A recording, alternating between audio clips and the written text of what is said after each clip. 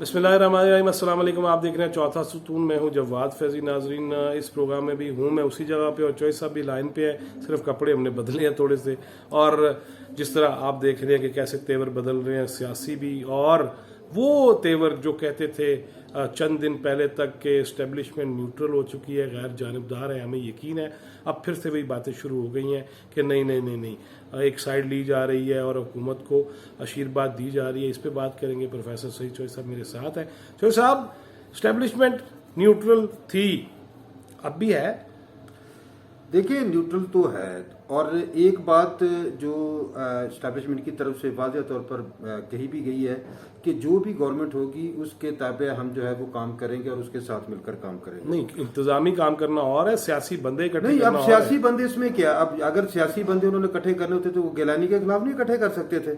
और अब बात यह है कि जैसे कि हमने पहले भी मैंने कहा था कि संजरानी के जीतने के इम्कानात हैं और ये अपोजिशन को मालूम है, इसलिए वो खींचकर एस्टैब्लिशमेंट को जो है वो साथ लाने की कोशिश करते हैं। और आपको याद होगा कि जिस तरीके से पहले इलेक्शन हुआ था 2018 के इलेक्शन को, यार 47 जमातें, पहले भी हम प्रोग्राम में बात कर चुके हैं, 47 जमातें अगर अराकीन हो और उसके बावजूद अगर वो 50 निकल आते हैं, 51 निकल आते हैं, तो या पैसा या फिर न्यूट्रल नहीं रहे कोई।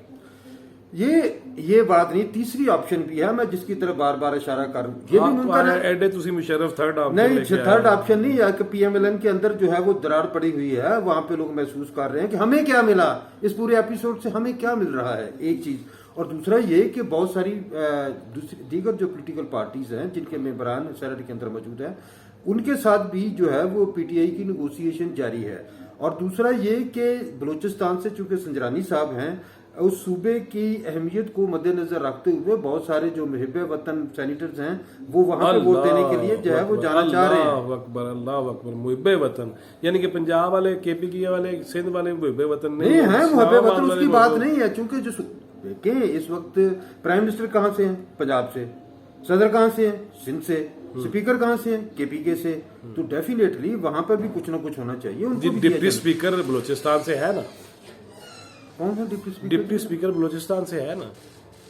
डिप्टी स्पीकर, चेयरमैन की बात नहीं कर रहा, स्पीकर किसे कहते हैं पाया ना? मैं डिप्टी स्पीकर बलूचिस्तान से हैं, कासिम सूरी। डिप्टी स्पीकर का जो रोल है वो आफ्टर दैट स्पीकर आता है। और फिर ये कि वो उसका जो एक बाकायदा तौर पर ओहदा तो है, लेकिन अब ये कहें कि वहां पे डेफिनेटली एक ग्रीवेंस तो मौजूद है, बड़े अरसे से मौजूद है। और कभी जो है वो आप हुकूक बलूचिस्तान की बात करते हैं तो हुकूक बलूचिस्तान के हवाले से और जगह पे बड़े सेंटीमेंट्स पाए जाते हैं। इस हवाले से ये कि संजरानी साहब आ रहे हैं। अच्छा जी, तो आपके ख्याल में एस्टेब्लिशमेंट न्यूट्रल है? मेरे ख्याल में एस्टेब्लिशमेंट न्यूट्रल है। मरियम नवाज का क्योंकि ये बताते खुद पीटीएम की सारी पॉलिटिकल पार्टीज कह चुकी हैं गिलानी के इलेक्शन में कि वो न्यूट्रल है। अब वो कहें कि उस वक्त न्यूट्रल थे, अब वो न्यूट्रल नहीं है बल्कि गेयर में पड़ गए हैं। सुभान अल्लाह, वो गेयर किसने लगा दिया जी उनको? वहां सामने लगाया ये बताना चाहिए ना पीडीएम को कि गेयर किसने लगा दिया। पंजाब में क्यों हो रहा है जी? पंजाब में कुछ भी नहीं होगा। ये जो कहते हैं ना कि वहां पे मिसाली किस्म का जो है वो वजीर आला लाना चाहिए, और जिस तरीके से पाकिस्तान पीपल्स पार्टी पीएमएलएन को इंस्टिगेट कर रही है और कोशिश कर रही है कि काफली को साथ मिलाकर जो है वो मामला को आगे बढ़ाया जाए, तो काफली तो इस वक्त पीटीआई के साथ है, तो पीटीआई के पास भी ये ऑप्शन मौजूद है। और मैं एक बात बता दूं, नहीं, अगर लेट्स से अगर परवेज लाई को पीटीआई वजीर आला बनाने के लिए तैयार हो तो उधर से बाकी भी हो जाए दूसरी अपोजिशन जमातें, फिर अगर पीटीआई चौधरी साहब को वजीर आला बना देते हैं तो अगले इलेक्शन तक पीएमएलएन में ऐसा डंट डलेगा कि ये जो पीएमएलएन है फिर जो है वो सेंट्रल पंजाब की यार वो पहले भी काफली के दौर में वजीर आला रह चुके हैं, केड़ा डंट पै गया सी? शहबाज शरीफ साहब फिर वजीर आला बन गए थे। अब उनको पता है, जितने भी वहाँ पे पीएमएलएन के लोग हैं उनको मालूम है कि उनके जो लीडर हैं ऑब्स्कैंडर हैं और वो वहाँ पे बैठे हैं। और दूसरा ये कि उनकी दीगर जो यार अगर वो इतने ही जुर्म के बादशाह हैं और जो बड़े कहा गया जी वो सिसिलियन माफिया और गॉड फादर है, तो फिर वहां जाके लोग उनकी मिन्नतें क्यों कर रहे हैं, क्यों मुलाकातें कर रहे हैं, क्यों डरे हुए हैं, क्यों सहमे हुए हैं, क्यों मौका दे रहे हैं नून लीग को? मुलाकात की जनाब, कोई मुलाकात करने नहीं आया, ना मुलाकात करने गया है। अगर बात जो है वो आप इशारा एस्टेब्लिशमेंट की तरफ है या इशारा जो है वो किसी पॉलिटिकल पार्टी की तरफ है, क्या पीटीआई ने कोई बंदे भेजे हैं, क्या चौधरी ने कोई बंदे भेजे हैं? जहांगीर और मैं ने ये रब्ता किया नवाज शरीफ साहब से, तो जहांगीर तरीन जो है वो तो खुद तो इलेक्शन लड़ नहीं सकते। तो अगर वो राब्ता कर रहे हैं, अब मैं आपको एक बात बता देता हूं कि अगर चौधरी साहब वहां पर आ जाते हैं वजीर आला, तो सबसे ज्यादा खतरा जो होगा वो पीएमएलएन को होगा। और क्योंकि ये नजरियाती तौर पर एक ही पार्टी है और उनके पास जो वहां पे एमपीएज हैं उनके पास ऑप्शन मौजूद है कि नेक्स्ट इलेक्शन में हमारे पास ज्यादा बेहतर चांस हो सकता है, क्योंकि लीडरशिप का जो फुकदान है पीएमएल में आगे जो है वो सामने आएगा। और इसका मतलब ये हुआ कि नून लीग में आपके बकौल के लीडरशिप का फुकदान नजर आएगा। तो अगर परवेज लाई को बना देते हैं तो पीटीआई जो वहां से वोट लेके और नशिस्तें लेके आई है, फुकदान तो होते भी हो गया। वसीम अकरम प्लस थे, फर्क हो गया ना। देखिए वसीम अकरम जो प्लस है, मेरे ख्याल में वो उस स्टेचर का बंदा नहीं था जिस स्टेचर पे उसको जाके बैठा दिया गया है, एक चीज।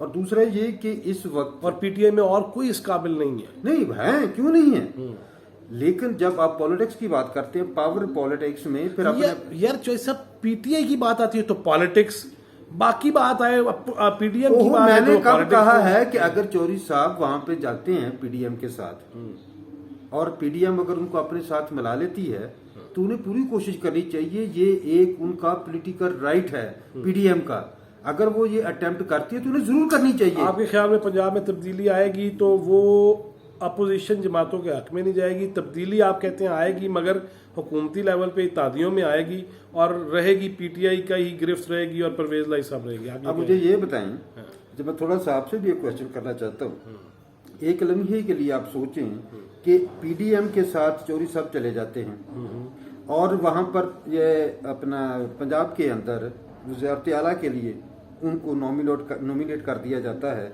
और वो वहां पे वजीर आला बन जाते हैं। तो सुन तो लेना सर, सुन तो लेना। तो वफाक में इसका मतलब है कि पीटीआई की गवर्नमेंट तो ना रही। जब पीटीआई की गवर्नमेंट नहीं रहेगी तो क्या फिर पंजाब में गवर्नमेंट बचेगी? डेफिनेटली अगर एक कौमी असम्बली हो जाएगी, जरूरी तो नहीं है कि वैसे आईनी तौर पे जरूरी नहीं है कि अगर कौमी असम्बली में नहीं रहेगी अक्सरियत तो जो है वो सूबाई हुकूमत भी चली जाएगी, ये मुमकिन नहीं है। वहां पे यहाँ पे उनको अपना बंदा लाना पड़ेगा प्राइम मिनिस्टर के लिए, और इससे अगर ऐसे खतरात सामने आ जाते हैं और प्राइम मिनिस्टर उससे पहले असम्बलियां तोड़ देते हैं फिर तो वो तो कुछ भी कर सकते हैं ना। अब अगर ये गुमा पैदा हो जाता है कि इसका मतलब ये बहाम ही रहेगा। अब चले अगर आप वाली बात ही ले ली जाए, आप वाली बात ही ले ली जाए, परवेज लाई तो लेना सर, बात तो सुनते नहीं है। बात यह है कि चौधरी साहब जो हैं उनके लिए बेहतर ऑप्शन पीटीआई के साथ मिलकर जो है वज़ारत आला हो सकती है। और आज तो उन्होंने क्लियर कट बयान जारी कर दिया है कि हम अपने थादी के साथ खड़े हैं। तो मैं कहता हूँ साहब आप वाली बात चले, मैं इजाजत है मैं बोल लूँ। अगर आपके बकौल जो आप बात कर रहे हैं कि पीटीआई की हुकूमत मरकज में ना रहे, अगर वजीर आला परवेज लाई बन जाते हैं, नून लीग वहाँ कबूल कर लेती है और फिर ये सारे मिलके हुकूमत मरकज में बना लेते हैं, फिर क्या नजर आता है आपको? मैं आपको ये पूछ रहा हूँ कि जब आपको ये और अगर आप जो कह रहे हैं वो असम्बलियां तोड़ देगा, क्यों तोड़ देगा? उसने कहा नहीं है कि मैं अपोजिशन में बैठ जाऊंगा। चले वो अमीरुल मोमिनीन ने कहा भाई, अमीरुल मोमिन देखिए, मैं आप अमीरुल मोमिनीन की बात करते हैं, पूरे इस्लामाबाद में सिर्फ एक बिल्डिंग ऐसी है जो इस्लामाबाद की तमाम दीगर बिल्डिंग से मुख्तलिफ है। अच्छा, वो है पीएम हाउस। देखा होगा आपने, वो किस बात की निशानदेही करती है? किस बात की? हाँ जी, वो जो अमीरुल मोमिनीन बनना चाहते थे, अपने लिए उन्होंने किला बनाया था उस वक्त जब मियां नवाज शरीफ साहब थे। अमीरुल मोमिनीन बनने का ख्वाब उनका था। अच्छा, ये जो थर्ड मेजोरिटी के साथ जो है वो अपना बिल पास करवाना चाह रहा था। रियासत मदीना वाले अमीरुल मोमिनीन की बात कर रहा हूं। मैं रियासत मदीना वाला की देखे, अमीरुल मोमिनीन इस तरीके से नहीं बनते, जो कि वो प्राइम मिनिस्टर तो प्राइम मिनिस्टर ही रहने थे, उन्हें अमीरुल मोमिनीन ना बनाए। और अमीरुल मोमिनीन खुद बनना चाहते हैं भाई, जब वो चिल्ले और अंगूठी से बाहर नहीं निकलते तो आप किस तरह कह रहे हैं? अगर मेरे ख्याल में अमीरुल मोमिनीन जो है वो इससे अंगूठियों से बने होते तो मैं और आप भी अमीरुल मोमिनीन बन जाते हैं, अंगूठियां नहीं खरीदते। ऐसे नहीं, जैसी बातें नहीं है। ठीक है, तो ये इस तरीके से अमीरुल मोमिनीन भी नहीं बनते। मुझे ये बताया कि अमीरुल मोमिनीन चले ना सही, उनकी कोशिश करने वाले, नकल उतारने की कोशिश करने वाले, वो ये कहते हैं कि मैं अपोजिशन में बैठ जाऊंगा, तो फिर असम्बलियां तो तोड़ना उनको नहीं ना चाहिए। ये ऑप्शन तो उसके पास मौजूद है ना। देखिए पॉलिटिक्स में किसी वक्त भी कुछ भी हो सकता है। यानी कि एक बयान तो और मुकर जाए। नहीं, बयान तो क्यों मुकरना, देखिए उसके पास ये कॉन्स्टिट्यूशनल पावर तो है ना, जो कॉन्स्टिट्यूशनल राइट है ना किसी भी पॉलिटिकल पार्टी का, किसी भी फर्द का, उसको ऑन करते हैं। सुन तो लेना जी, हम उसको ऑन करते हैं। अगर आपको कोई इतराज है तो आप उसके ऊपर जो है वो लेजिस्लेशन करवा के उसको तब्दील कर लें, हम उसको तस्लीम कर लेंगे। आप, मुझे लगता है आपकी बात से कि इलेक्शन जल्द आने वाले हैं। जल्द आए तो इमरान को फायदा है। अच्छा, हाँ, यानी कि महंगाई, गिदड़कोट, ये सारी पाकिस्तान में मैं नौकरियां, करोड़ नौकरियां, कर, ये वो हो गए पूरे, अब उसको फायदा हो जाएगा। मैं एक बात बता दूं कि पाकिस्तान में जब हवा चलती है तो एक दिन के अंदर अंदर आपको पता है कि शेख रशीद साहब हार गए। फिर उधर भी इशारा, तो उधर ही लेके जा रहे हैं आप इशारा, के हवा जब चलाने वाले चला देते हैं तो नहीं, हवा मैं उसकी तरफ बात नहीं अपना बात कर रहा, जो आप एस्टैब्लिशमेंट की बात कर रहे हैं, यानी कि पिंडी नहीं गया। नहीं, उसमें अब मीडिया थोड़ा रोल प्ले करता है, मीडिया थोड़ा रोल प्ले करता है। अब ये देखें कि अगर मैं ये जो जितना एक्टिविज्म आपको नजर आ रहा है ना, इसके पीछे क्या है। अगर इमरान खान 2 साल निकाल गया और जिस तरीके से केपी में उसने हेल्थ कार्ड दे दिए हैं और पंजाब में 2021 तक हेल्थ कार्ड आ जाता है, और जो दीगर उसके जो हेल्थ कार्ड से क्या होता है सर, मैं तो कहता हूँ 2 साल निकाल गया तो मेरा ख्याल है 22 करोड़ से कहीं 10 करोड़ ना रह जाए हम। नहीं, जो हालत हो गई है महंगाई की, गुर्बत की, खुदकुशियों की, नौकरियों मुझे से ये बताएं, आपके पास डाटा है पिछले माह का कि कितनी खुदकुशियां हुई हैं? मैंने आपने भी रिपोर्ट किया, मैंने भी रिपोर्ट किया किस तरीके से वापडा के ऊपर, वापडा के दफ्तरों के ऊपर, सुई गैस के दफ्तरों के ऊपर पीएमएल-एन और पीपल्स पार्टी के दौर में अटैक हुआ करते थे। याद है ना आपको? कितने लोग खुदकुशियां करते, कितनी खुदकुशी, मुझे है डाटा आपके पास? यार बिल देने के पैसे हैं ਤੁਹਾਡੇ ਕੋਲ है, ਤੁਹਾਡੀ अपनी हालत की मैं दसो, मेरी की हालत है, तो नहीं पता। नहीं, देखिए आप बोले, मैं कहता हूँ मजमूई तौर पे मुझे बताएं कि क्या गुर्बत नहीं बढ़ी। जो मीडिया की सूरत हाल है ना, मीडिया, ये जो ना मीडिया मौजूदा हमारे जो लोग हैं, इनकी सोच और अप्रोच और जो डिजिटल टेक्नोलॉजी आ रही है उसमें जमीन आसमान का मल एडजस्टमेंट है। जो मीडिया की इकोनॉमी उस पर तो गौर ही को नहीं कर रहा, सारे कह रहे हैं जी नौकरियों से निकाल दिए। मुझे ये बताएं, जो लोग नॉन जर्नलिस्ट हैं और डिजिटल मीडिया पे काम कर रहे हैं, अब आपका एडवर्टाइजर जो है वो डिजिटल मीडिया को ऐड दे रहा है, वो इलेक्ट्रॉनिक मीडिया को कम दे रहा है। आपको भी मालूम है कि जब हमारी यानी कि यूट्यूब चैनल हमारा जब क्लिप चढ़ती है तो उसके ऊपर बाकायदा तौर पर वो ऐड आती है, वो हर बंदा देखता है, समझ।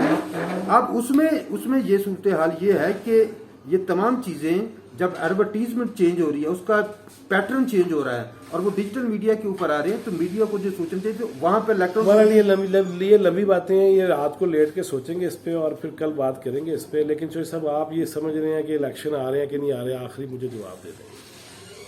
इलेक्शन मुझे अभी नजर नहीं आ रहा है कि इतनी, मैं कोई नजूमी तो हूं नहीं। अच्छा। जिस तरीके से बहुत सारे जर्नलिस्ट हमारे जो है वो मुखबरी देते हैं, खबर नहीं देते, मुखबरियां देते हैं। ये मेरे ख्याल में मैं और आप ये काम नहीं कर सकते कि मुखबरी दें। कर रहे होंगे तो असी ना चीफ एग्जीक्यूटिव होंगे किसी जगह से। तो इसलिए यानी कि पाकिस्तान चूंकि जो इमरान खान की हुकूमत है वो तो खड़ी तो बैसाखियों के ऊपर है, ये तो मानना पड़ेगा। चले बस यही काफ़ी था, मेरा ख्याल है कि बैसाखियाँ ही खान साहब के अभी काम आ रही हैं। अल्लाह ताला करे उनकी टांगे शांगे सही हो जाए, फिट हो जाए और वो या अपनी टांगों पे खड़े हो जाए या किसी टांगों वाले को हुकूमत दे दे। टांगे वाले को नहीं, टांगों वाले को। टांगे वाला कोई नहीं है जिसके पास जो है वो सारे बैसाखियों पे हैं, तमाम पॉलिटिकल पार्टियां बैसाखियों के ऊपर है। बस इस मुल्क का भी नाज़रीन यही हाल है, बैसाखियाँ ये हैं हमारी और लूली लंगड़ी जमहूरियत, और फिर उसके बाद जमहूरियत को भी गालियाँ, और ये साबित क्या किया जा रहा है ये भी आने वाला वक्त बताएगा कि अहले सियासत नाकाम है और जिन्होंने इनसे ज़्यादा अदवार भुगताए हुकूमतों के, उन्होंने कौन से गुल खिलाए हैं ये भी आप सबको पता है। नेक्स्ट वीडियो तक के लिए अल्लाह हाफ़िज़।